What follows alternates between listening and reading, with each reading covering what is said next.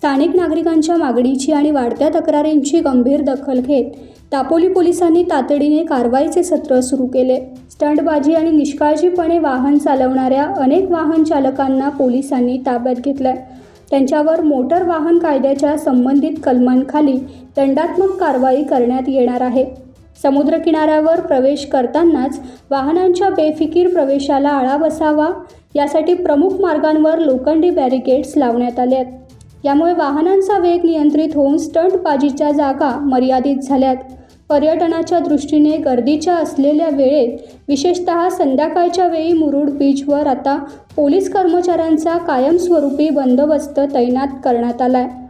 हे जवान केवळ शांतता राखणार नाहीत तर नियमांचे उल्लंघन करणाऱ्यांवर तातडीने कारवाई करतील।